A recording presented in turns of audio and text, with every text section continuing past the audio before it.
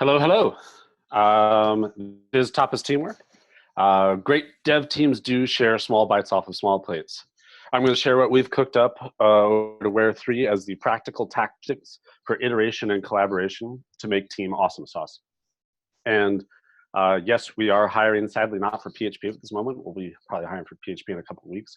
Right now for iOS and Android. If you know anyone, send them my way, please. I can't help but write about food, even when it's really about tech. So please bear with my metaphors. Also, I'm not the least bit of Spanish heritage. I'm just merely hungry for tapas. So there's two things we're going to talk about in this, working iteratively and collaboratively. So first, the bigger one, working iteratively. We love minimum valuable products, right? They're valuable. Similarly, we shouldn't try to make paella, a delicious Spanish dish if you've never had it, right out of the gate. Paella has so many ingredients and takes so long to simmer down properly to extract all the flavors from all the, I'm salivating now. Not to mention can be made in so many different ways. But our clients are hungry right now, so let's serve them up maybe some smoked chorizo and cheese plate, and then follow that up with some patas bravas, and then a plate of croquetas de jamon. Similarly, MVPs, minimum viable products, are great partially because of how quickly you can serve them up. When I say MVPs, I mean like really, really stripped down, bare bones, sometimes ugly, barely useful features that make product owners hunger for another pass at it. You do enough of these MVPs and you'll earn the right to make those into V2s and V5s. You know, paella is like a big V5. MVPs are valuable to customers because they can finally do that workflow that they've been waiting for months to do, even if it's just a nibble of it. MVPs are valuable to other departments in the organization because there's usually so many competing priorities, delicious, delicious tapas, on a roadmap menu. Roadmaps are full of a wide variety of things that sales needs, that customers need, that tech debt needs that needs to be paid down, and not to mention the strategic new features that leadership needs to win in the marketplace. By sampling several small dishes, we can keep everyone in those stakeholder lists to satisfied and well-fed. MVPs are valuable to product management because when we deliver that bare bones first version of the feature, users can tell us if they like the taste or not. Their feedback helps us design the next dish. We may think a sharing feature would be the most useful, but clients may resoundingly tell us that a privacy flag would be most useful, and they have a sharing allergy. So do MVPs.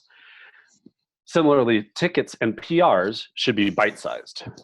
Ideally, a ticket can be completed in 1 day or less. If a ticket is taken more than 2 or 3 days, you've definitely bitten off more than you can chew. So stop now, spawn some child tickets, and do a pull request with what you've got. Not every ticket can be a 1-point ticket, but it's a good goal. In that vein, a ticket is a checkpoint on the road to a feature. Not every ticket results in a story or a workflow. Many tickets just create building blocks. For example, an entire CRUD endpoint is rarely all in one ticket. Keep it nice and small. PRs should aim to be under 250 lines long, and there's research on this. These slides will be up later, and there's a link in the notes here to the research. SmartBear, the agency, did a study that 400 lines of changes or less, a PR can be effectively reviewed in under an hour. The study didn't specify if a plus 200 minus 100 line change counts as a 100 line change, a 200 line change, or a 300 line change. But for me, I like to count only lines added. So when you're looking at your PRs, if it's over 400, ideally over 250, it might be too big. You might have bitten off more than you should have been chewing there. Frequently deploying to production is a great thing. Delivering food to the table shouldn't be scary. It should be small, easy, routine, and frequent. More frequent means smaller amounts of changes. Smaller changes means lower risk, and lower risk is great. Also, the number of team disrupting hotfixes drops to 0 because even if you have an urgent deploy, it's second nature to just deploy it in the next half hour, right? Food not on the table provides value to no one. Think of it like compound interest. Like every deploy to prod is another deposit in the savings account. The value grows steadily over time and is always delicious. Similarly, an epic should be deliverable to the table at most any time the business calls for it. Features are added iteratively and production deployed as time allows. For example, at first, new data models might only have 3 columns, ID, created, and modified. deploy that, create that table with that migration. Next, you might add a title and description and the ability to edit those 2 columns, and then test and deploy that. And you might add tiny feature 1 and test and deploy that. And then you might make it only halfway through killer workflow 2, and then business priorities change and your focus has to change. No problem. Users already have tiny feature 1 and love it. Yes, the branch for killer workflow 2 dies on the vine, and that sucks. But at least the rest of the work is already in use, and it didn't get lost. So not just iteratively, we also need to work collaboratively. Have you ever worked in a restaurant? It's amazing. The waitstaff, hosts, and kitchen all have totally got each other's backs, clear the way for each other, communicate frequently, and pitch in when needed. Similarly, unblocking your engineering teammates is pretty much the most important thing ever. No one should ever feel like they're going it alone. Pairing and PRs, pull requests, are more than bug prevention. They're an opportunity to learn. PRs with requested changes, I think, should initiate a pairing session to follow it up, to get the PR to where it needs to be. Pairing is also great because sometimes it's like a chef and sous chef relationship with one guiding and one following. Both proactive pairings and PR pairings should be time boxed. I like to use the Pomodoro technique for time boxing. I found that helpful.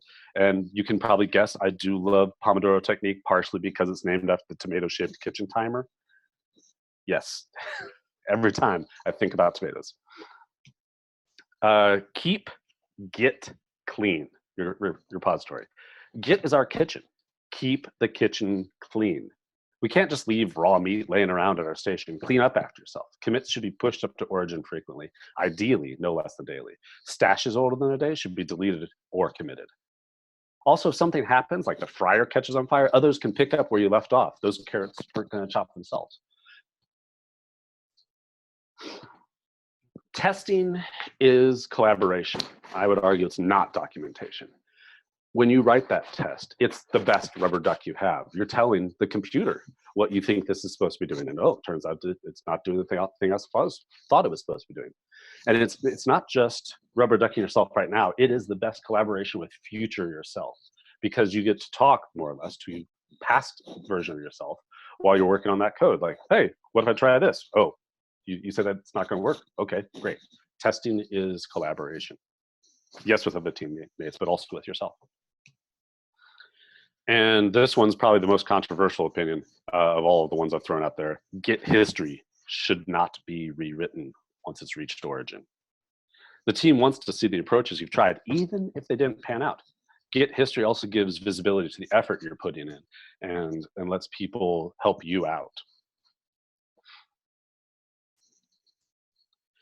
Tapas are kind of like life. I know that's trite, but whatever. My wife and I were lucky enough to have an excellent honeymoon in Barcelona.